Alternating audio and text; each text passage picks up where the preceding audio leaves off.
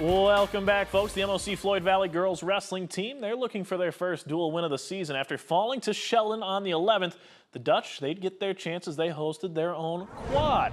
But first, we start with the other two teams at the quad. Spencer, Sioux City North, battling on the mat. Madison Stick Rod, she'll keep her opponent's shoulders pinned to the mat on this one on her way to a fall victory at 105 pounds.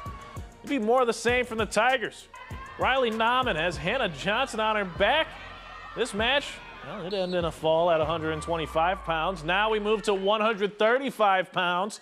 Kaya Logan flips her opponent like a pancake. She'll earn the fall victory. Spencer wins their duel over the Stars, 35-30. MOC, they open the night with a duel over Sioux Central.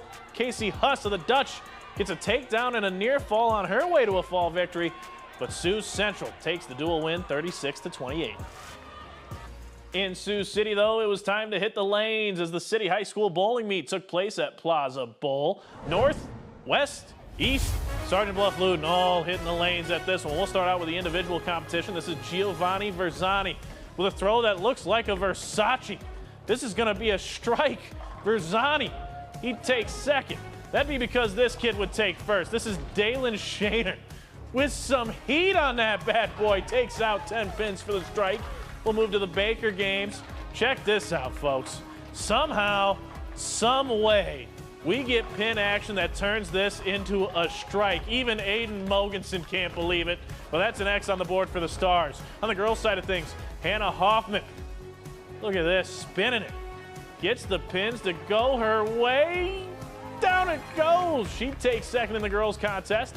Freshman Harper Lyman getting in on the action for Sioux City East. She knocked them all down here. But it would be West High's Stella Vonderly taking home first place in the girls' contest. And she'd pick up a strike right here to wrap up the Baker games for the Wolverines.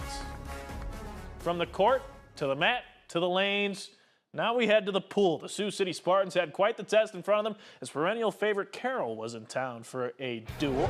Spartans head coach Eric Hoke trying to get ready for another trip to state at the end of this season. We'll start things off with a 200-yard freestyle, and it's Carson Hoke cruising to the finish here. Hoke takes first place with a time of 1 minute 46.19 seconds. The 200 individual medley, Max Asif and Landon Caldwell neck and neck all throughout this one, but it's Asif finishing with a time of 2 minutes 8 seconds flat. He'd end up winning this thing by just 0.4 of a second. In the 50 free, it's Tanner Iverson. He'd finish first in 23.43 seconds. Spartans, they get the win at the duel, 91-79. All right, you guys got to know where we were tonight, but we want to know where you were, Siouxland. Let's go ahead and take a look at our FanForce photos. FanForce Hall of Famer Michael Wolgan sending it in. Now, I called it the Tulip Bowl earlier. We called it the Battle for the Oranges during football season. Michael calls it the Citrus Bowl.